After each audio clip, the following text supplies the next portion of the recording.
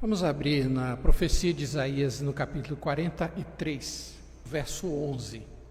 Assim diz a palavra de Deus: Eu sou o Senhor e fora de mim não há Salvador. Eu anunciei a salvação, realizei-a e a fiz ouvir. Deus estranho não houve entre vós, pois vós sois as minhas testemunhas, diz o Senhor. Eu sou Deus.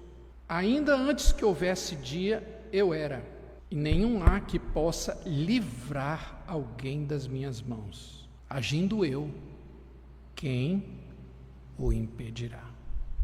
Graças a Deus pela sua palavra. Oremos. Querido Pai Celestial, muito obrigado pelo dia que estás nos dando, e eu te agradeço pelo nosso tempo aqui de manhã, pela assembleia abençoada que tivemos. E agora que vamos ouvir a palavra, abre nossos ouvidos espirituais, a nosso entendimento espiritual, para que possamos contemplar as maravilhas da Tua lei. Pedimos perdão pelos nossos pecados e pedimos que fales ao nosso coração nesta manhã, em nome de Jesus. Amém. Complementando a palavra do presbítero Sérgio, falando sobre a inspiração da Sandra, de vir. Jesus disse, meus irmãos, que um dos sinais que antecederiam a sua vinda poderia ser perfeitamente encontrado na sua igreja. Jesus diz que se você quiser saber quando Cristo vai voltar, olhe para a igreja, porque quando Ele estiver perto de voltar, a igreja vai estar amando menos ao Senhor. Os bancos estarão cada vez mais vazios, porque o amor de muitos se esfriará. Algumas vezes eu tenho que fazer algumas coisas que eu não gosto de fazer, mas eu preciso fazer por causa da minha responsabilidade. Um dia eu prestarei contas diante de Deus pela vida de vocês. E eu não posso mudar o coração, a mente, as prioridades e os valores de vocês. Deus pode. Mas é minha responsabilidade alertar quando vocês estiverem dando sinais de um esfriamento que pode ser muito perigoso para todos nós. Então eu tenho que fazer isso, como eu fiz essa semana. Então, eu vou voltar para casa hoje muito mais cheio de amor do que eu saí daqui no domingo passado, que eu saí triste. E aí a gente volta para casa triste, não tem como a gente sentir amor, Mas hoje eu vou voltar mais fortalecido no meu amor por vocês, pela igreja e pela causa de Deus. Nós somos responsáveis pelo amor uns dos outros, a Deus e uns aos outros. Eu dependo de vocês, para a minha fé, para a minha saúde espiritual. Eu dependo do amor de vocês. E esse amor é nutrido na medida em que nós convivemos juntos em torno da palavra de Deus. Amém? Bom, o tema de hoje é quando Deus age como Deus. Não é esquisito um tema? Não é esquisito? Você deve saber de onde o pastor Edilson tirou, mas desde quando Deus não age como Deus? Eu falei, nunca. Como é que pode um tema desse? Eu explico. É porque em nossos dias há concepções muito erradas a respeito de Deus, especialmente no uso das suas perfeições, no uso do seu poder. Vou explicar. Por exemplo, tem pessoas que acreditam que Deus pode ser encurralado assim na parede pela fé de um crente. Alguns pastores dizem, vai fé. Aí o crente se acha, entendeu? Ele fala assim, o senhor sabe com quem o senhor está falando?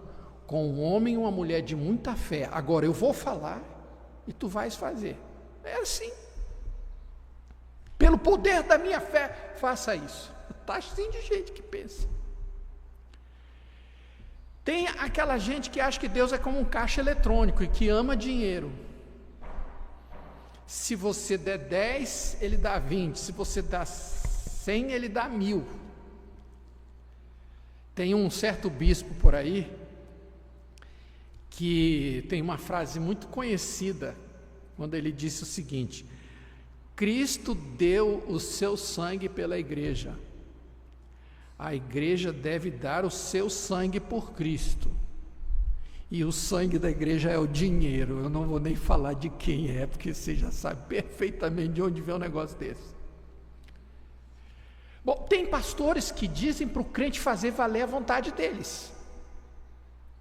Tipo assim, um missionário, que é muito famoso hoje em dia, escreveu um livro chamado O Direito de Desfrutar a Saúde. Nesse livro ele diz assim: usar a frase "se for da tua vontade", aliás, quem é mesmo que usou essa frase? Jesus, né? Usar a frase "se for a tua vontade" em oração pode parecer espiritual e demonstrar uma atitude piedosa de quem é submisso à vontade do Senhor, mas além de não adiantar nada, destrói a própria oração. Olha, irmãos, depois que eu fiz 60 anos, eu comecei a entender um monte de coisa da Bíblia. Tem coisas da Bíblia que você entende aos 15, outras que você entende aos 30, e outras que você só entende aos 60, porque você viveu o suficiente para ver realmente Jesus tinha razão.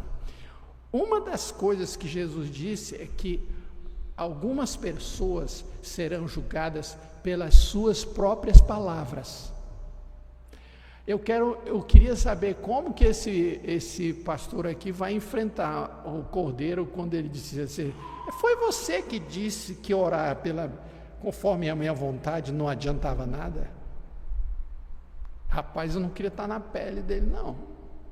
Mas ele escreveu. Ainda ganha dinheiro com isso. Também tem aquele Deus, algumas pessoas acham que Deus terceiriza o trabalho, né? Que reparte a carga de trabalho com os santos mediadores, que são pessoas que depois de mortas são contratadas pelo Todo-Poderoso para prestar um serviço para a Trindade, né? E atendendo os pedidos da igreja. Tem também aquele pessoal que acha que Deus está numa prisão domiciliar, em algum templo, e Deus não sai de lá, ele nem sabe o que está acontecendo aqui fora, porque ele fica lá dentro da igreja esperando o mundo acabar. Tem um outro Deus que é muito conhecido, muito divulgado, é o Deus que gosta de sofrimento, e aí ele incentiva as pessoas a fazer promessa, depois pagar, mas tem que sofrer para pagar a promessa. Mas, irmãos, o verdadeiro Deus está aqui. Procure-o nos livros de Moisés, Samuel, procure nos profetas Isaías, Jeremias, Ezequiel, Daniel, procure nos apóstolos Mateus, Marcos, Lucas, João, Paulo. Eles vão dizer para vocês quem é o Deus verdadeiro. Bom, o nosso texto fala do Deus verdadeiro e eterno que diz: agindo eu, quem impedirá? É claro que a Bíblia diz que Deus só age de uma maneira, como Ele é. Um Deus soberano, sábio, infalível e eterno. Vou mostrar 3 coisas. Em primeiro lugar, Deus age como Deus quando Ele exerce o seu poder. Bom, uma das mais confortadoras verdades da Escritura é que o nosso Deus é soberano no uso do seu poder. Olha, Deus age como quer, quando quer e onde Ele quer. E graças a Deus, o poder de Deus não pode ser manipulado, não pode ser direcionado, não pode ser comprado por quem quer que seja. E Deus, somente Deus, é responsável pelo uso do seu poder. embora na televisão eles façam você acreditar que Deus é manipulado por um sacerdote. Mas não acredito que isso não pode ser verdade. Um juiz pode ser comprado, um delegado pode ser comprado, um general pode ser comprado, um sacerdote, um pastor pode ser comprado, um rei, um presidente, um primeiro-ministro pode ser comprado. Qualquer autoridade humana pode ser direcionada a usar o seu poder, mesmo contra a sua vontade. Deus não. Deus não. Bom, eu pensei numa forma de ilustrar isso, da liberdade de Deus. Aqui, tratando com nós, imagina como é que Deus faria para atender a dois crentes que pedem pela mesma vaga na faculdade. Para qual deles ele vai dar? O mais pobre ou o mais rico?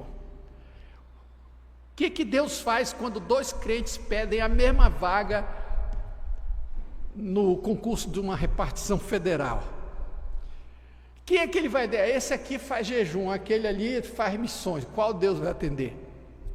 Irmãos, Deus não negocia a sua vontade, ninguém empurra essa mão poderosa, a não ser o próprio desígnio de Deus. Por isso ele falou, quando eu ajo, quem vai impedir? Isso significa que o Senhor é absolutamente livre no exercício do seu poder. O Ramsés II, que era o faraó do Egito na época em que Moisés foi enviado para libertar os hebreus, ele desafiou, afrontou abertamente. Quem é Yahvé? Eu nunca ouvi falar. Moisés, você sabe com quem está falando?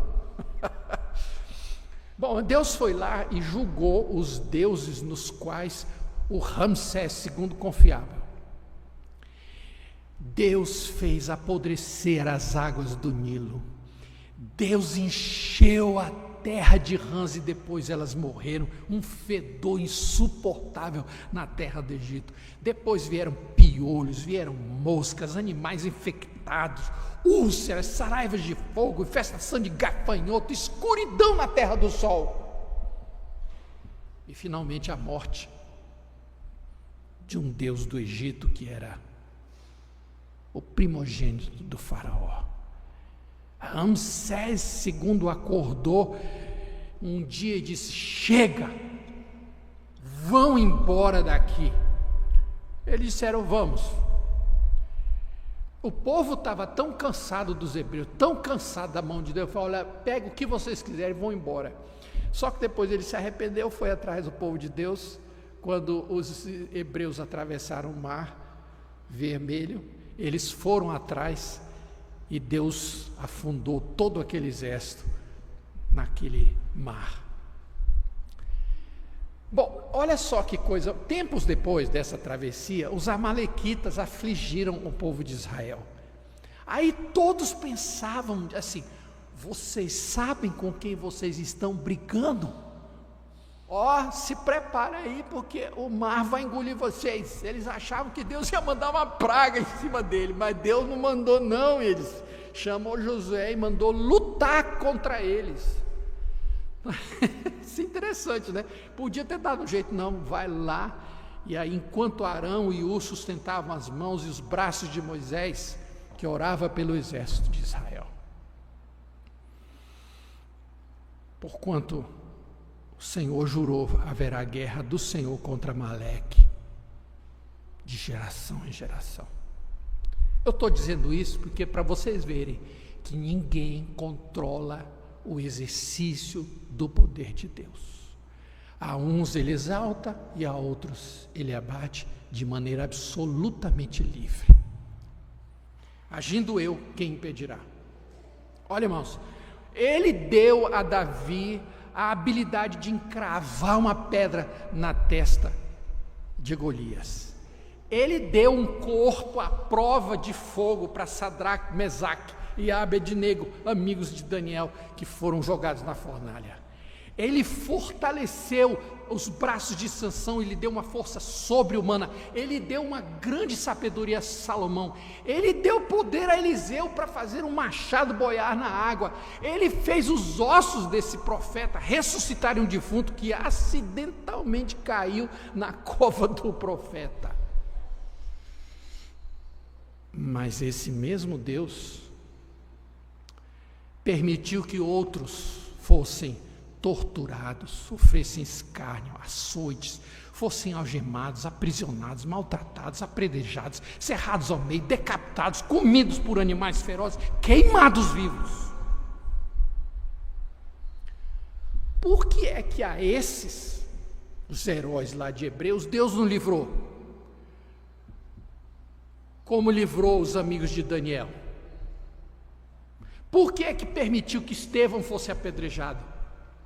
Paulo decapitado? Porque Deus age como Deus no exercício do seu poder.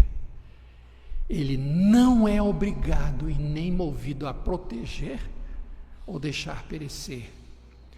Deus age com sabedoria e santidade no exercício do seu poder. Muito bem, vamos aos negócios. No que é que isso nos adianta, irmãos? Em uma única coisa: em tudo. Sabe por quê? Deus não está nem aí com os poderosos, os soberbos e os arrogantes, porque Ele habita com o contrito e humilde de coração. Sabe o que Jesus disse? Jesus disse: não fará Deus justiça aos seus escolhidos, que a Ele clamam dia e noite, embora pareça demorado. Irmãos, me digam, porventura não nos conforta saber que o Deus Todo-Poderoso não se cansa e nem se fatiga, e Ele vai ao encontro daqueles que nele esperam.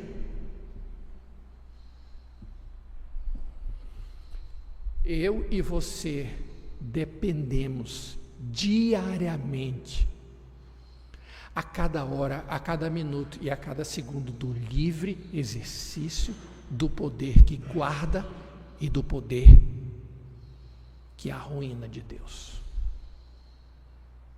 Porque se não fosse esse poder, eu e você, nós já teríamos sido consumidos. Segundo lugar, eu aprendi que Deus age como Deus quando Ele concede a misericórdia.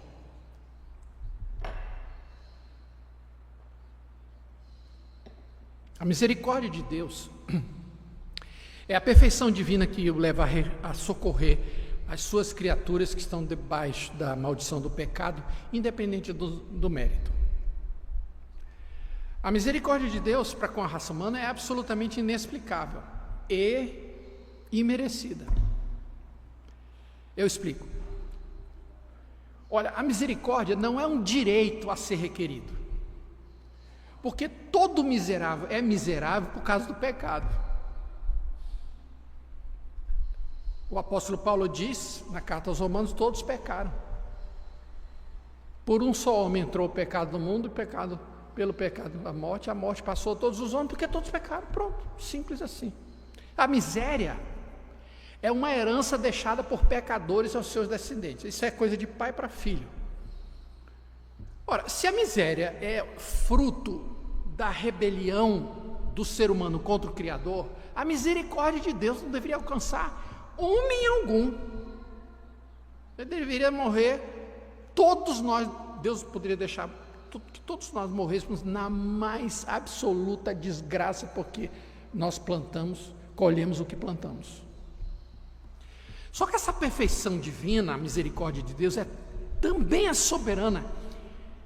E mesmo que Deus não seja obrigado, Ele a concede a cada um de nós. Você está sentado aí me ouvindo, você que está na internet me ouvindo agora, você está me ouvindo e nós estamos aqui porque a misericórdia de Deus nos acompanhou até esse momento.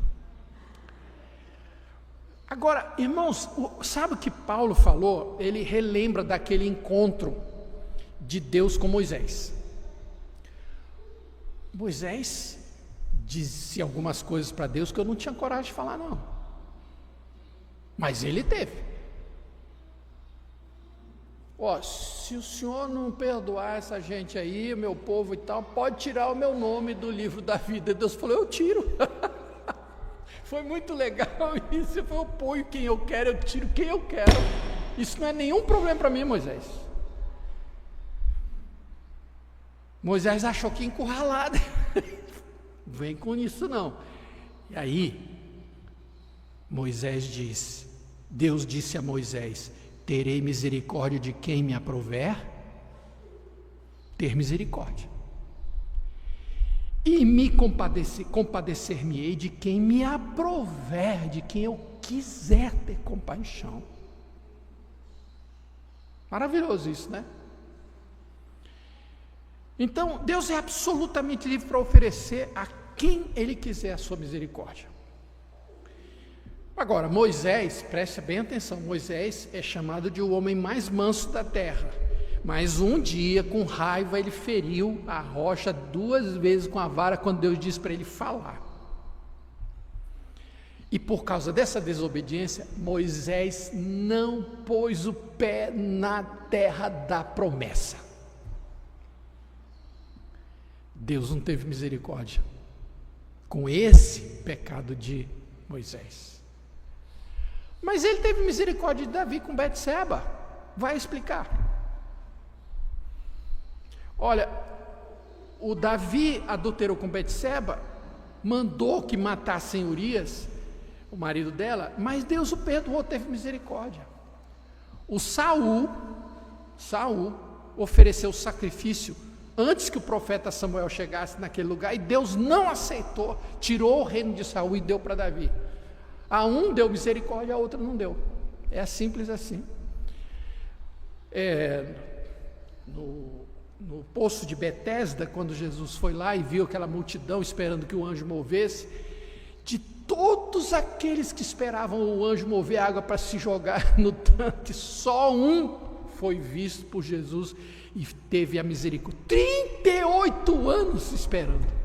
Naquele dia, para aquele um, Jesus mostrou a sua misericórdia. Mas sabe, quer ver uma coisa? Um outro dia, Jesus estava em Genezaré, em Marcos capítulo 6.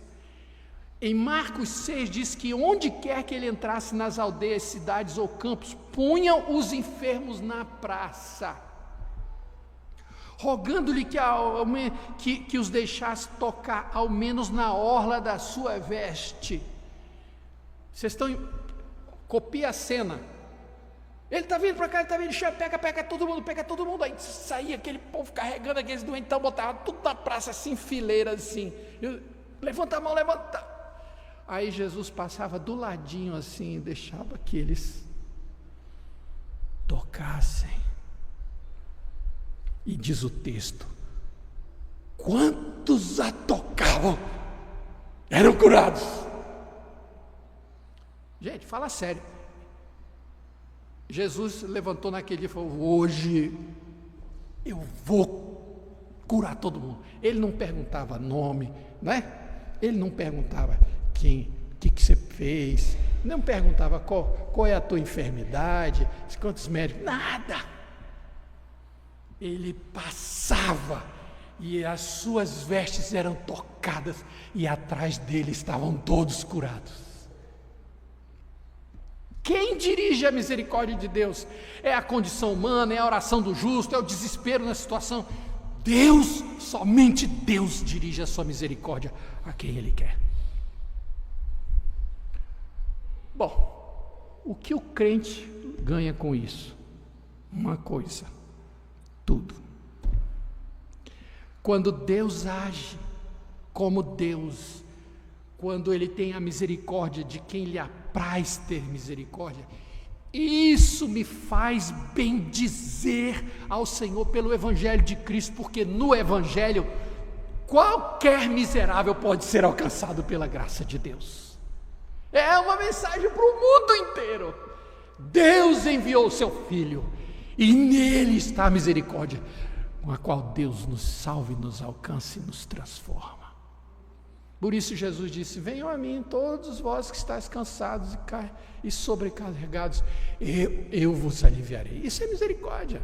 Irmãos, misericórdia é o braço que Deus estende a nós, que nos traz toda sorte das riquezas insondáveis de Cristo.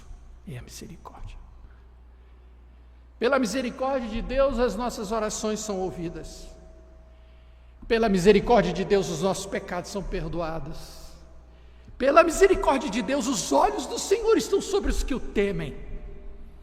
Pela misericórdia de Deus, somos livres da opressão do maligno. Pela misericórdia de Deus, somos abrigados debaixo da sombra das asas do Deus Todo-Poderoso quando passamos pelas calamidades. Pela misericórdia de Deus, somos vivificados e Deus nos livra de nossos inimigos. As misericórdias do Senhor. Eu tenho esse texto. Leia comigo aqui. As misericórdias do Senhor são a causa de não sermos consumidos, porque as suas misericórdias não têm fim. Em terceiro lugar, Deus age como Deus quando Ele mostra sua ira santa. Bom, a ira de Deus é a perfeição divina pela qual Ele manifesta a sua indignação contra toda forma de rebelião e desobediência. Olha, irmãos, sabe que alguns crentes têm vergonha de admitir para os seus amigos que Deus se ira. Parece que eles ficam assim, quase pedindo de desculpa aí, foi mal, desculpa aí, que Deus mandou matar todo mundo, né? Só, irmãos, é o seguinte, a Escritura diz claramente, no Salmo 2, beijai o filho para que não se ire. Beija a mão. A ira de Deus pode ser vista claramente em Deuteronômio capítulo 32. Abre essa escritura, eu não sei se eu tenho essa passagem, não, né? Deuteronômio 32, o verso 39. Olha, irmãos, a profundidade dessa palavra. Vede agora que eu sou. Eu somente e mais nenhum Deus além de mim. Eu mato e faço viver. Eu firo e eu saro. E não há quem possa livrar alguém da minha mão. Levanto a mão aos céus e afirmo por minha vida eterna, se eu afiar a minha espada reluzente e a minha mão exercitar o juízo, tomarei vingança contra os meus adversários e retribuirei aos que me odeiam. Então fique tranquilo, não precisa pedir desculpa de nada, não precisa, porque é o que ele diz: eu mato, eu firo e eu afio a faca. E a ira de Deus, irmãos, é tão nobre quanto a sua misericórdia. Só que essa ira está debaixo do absoluto controle de Deus. Olha, eu vou falar uma coisa para vocês: se Deus não se irasse, Ele não seria perfeito. Porque sem a ira, Ele não conseguiria expressar a repugnância dele pelo mal. Olha, presta atenção aqui, ó. Sem a ira de Deus, o ímpio afrontaria o Senhor sem perturbação.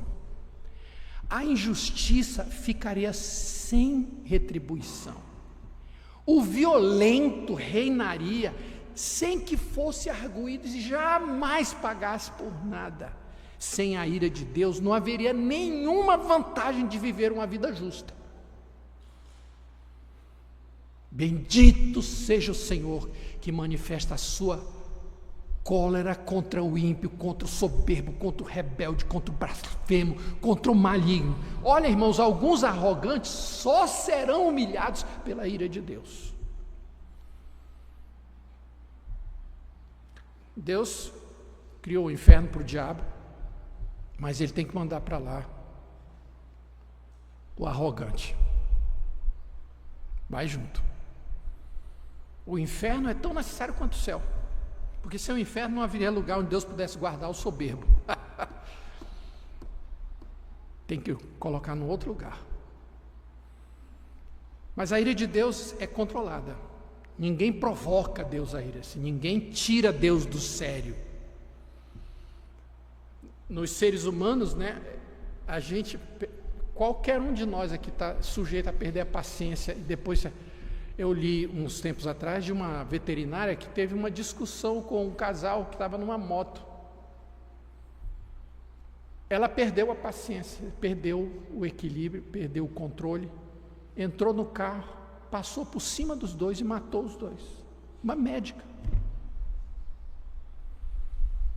Poxa vida, quantos de nós gostariam de voltar em algum momento da nossa vida para não fazer o que a gente fez, movido pela ira? Mas Deus só se ira quando Ele quer. Por isso, Deus se ira pelos motivos certos. Por exemplo, o apóstolo Paulo fala em Romanos, ele diz assim: a ira de Deus se revela do céu contra toda a impiedade e perversão dos homens que detêm a verdade pela injustiça. Agora começou a aparecer. Detém a verdade pela mentira. Por isso, a carta aos Hebreus diz: horrível coisa é cair nas mãos do Deus vivo. Aos negócios. Primeira vantagem. Graças a Deus, a ira de Deus está reservada para todos aqueles que desdenham e que se acham inalcançáveis, intocáveis, impuníveis nesse mundo. Eles vão encontrá-la. Todos aqueles que torcem a justiça e o direito hão de um dia conhecer a indignação de Cristo. O profeta Isaías diz: ai daqueles que ao mal chamam bem e ao bem mal, que fazem da escuridade luz e da luz escuridade, que põem o amargo por doce e o doce por amargo. Que é o que a gente vê hoje. Tudo invertido. O que era certo passou a ser errado, o que é errado liberou geral. Mas Deus diz: ai deles. Finalmente Deus age como Deus quando Ele decide amar. O amor de Deus é a perfeição divina que move Deus a se comunicar com as suas criaturas. João 3,16 diz: porque Deus amou o mundo que deu o seu Filho unigênito. Deu. Olha, irmãos, essa é uma das mais desconcertantes e gloriosas revelações da Escritura, é que Deus ama quando Ele quer, a quem Ele quer. O amor de Deus é absolutamente soberano e livre. Por exemplo, a gente tem visto aqui na escola dominical a questão da inimizade, né? Como Deus ama o segundo, né? Ele elege o segundo em vez de ser o primeiro que devia ser eleito, mas é o segundo. Então em Malaquias 1 ele diz assim: amei a Jacó e aborreci a Esaú. Isso é um mistério, porque Deus é amor, então ele devia amar a todos, né? Já que Ele é amor. Só que não, Deus não é obrigado a amar uma pessoa, Ele só ama quem Ele quer. Agora, Deus também não deveria amar nenhum ser humano, porque Ele também não vai achar nada em nós que mereça ser amado. Se a gente for ver, Deus só podia amar uma pessoa que merece ser amada, que é o Filho dele e o Espírito Santo. Pronto. O resto é tudo indigno. A raça humana é feita de pessoas injustas, mentirosas, violentas, amantes das trevas, idólatra. Deus não pode ser obrigado a amar ninguém. Mas Deus é amor. Por isso Ele ama a sua criação, ama os seres humanos. Só que o amor de Deus não é incondicional. Eu aprendi isso. O amor de Deus não é incondicional. Porque para ser incondicional, ele precisava atender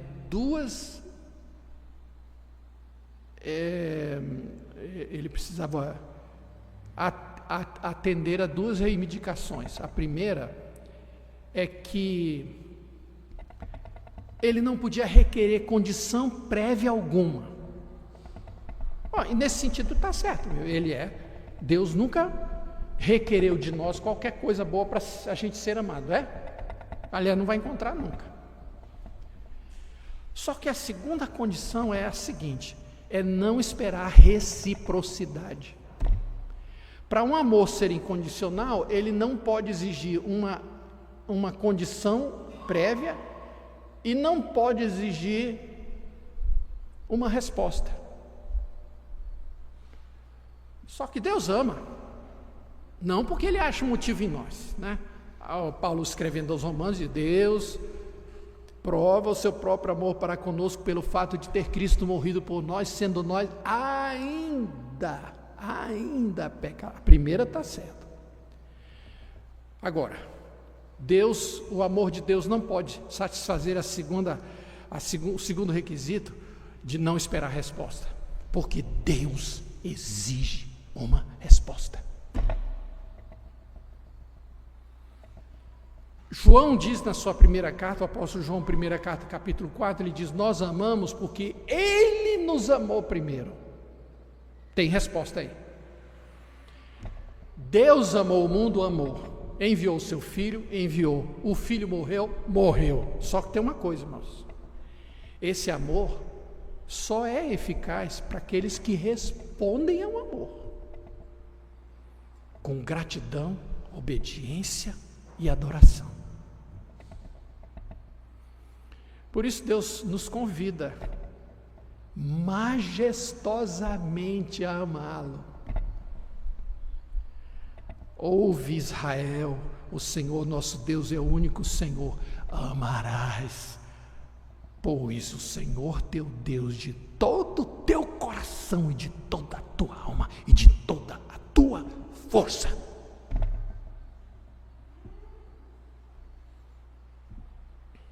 Paulo, escrevendo na sua carta aos Efésios, ele diz assim: e em amor nos predestinou para Ele.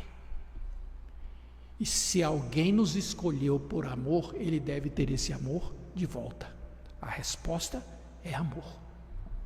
A resposta é obediência. A resposta é serviço. A resposta é entrega. O amor de Deus é inexplicável, mas Ele exige uma resposta. Quero terminar. Eu li recentemente a história de um menino de 8 anos, Tyler Durham, um adolescente de 8 anos que percebeu que o motorhome onde a sua família morava estava pegando fogo, estava todo mundo dormindo. Quando ele percebeu, ele começou a gritar e agitar todo mundo: vamos sair, pegando tal. E ele conseguiu tirar 2 irmãos menores que ele, uma avó, o pai, a mãe e uma tia. 6 pessoas ele tirou do trailer. Só que, de repente, ele percebeu que o avô não tinha conseguido sair. Só que o avô era cadeirante. E ele voltou para tentar tirar o avô. E nunca conseguiu sair.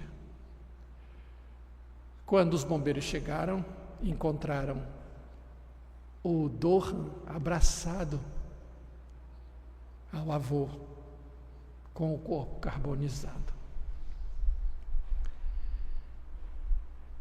Paulo diz: dificilmente alguém morreria por um justo. Mas pode ser que pelo bom alguém se anime a morrer, que foi o que o Durham fez. Mas Deus prova o seu próprio amor para conosco pelo fato de ter Cristo morrido por nós, sendo nós ainda pecadores. Bom, em que isso nos inspira? Se o amor de Deus é soberano, e se Ele amou ao ponto de enviar o seu único Filho ao mundo para morrer por Ele, porventura não nos dará graciosamente com Ele todas as coisas. Todas as coisas. Se Deus entregou Jesus, o que mais Ele pode reter? E a resposta é: nada. Ele deu tudo. Que Ele encontre em nós uma resposta. E essa resposta seja o amor. O amor para com a sua palavra, o amor para com a sua igreja, o amor para com o seu reino. Lembrem-se do que eu falei. Um dos sinais da vinda de Cristo vai estar aqui dentro de nós. Que Deus salve o nosso coração da frieza e da indiferença, porque o amor exige uma resposta. Que Deus nos abençoe. Amém.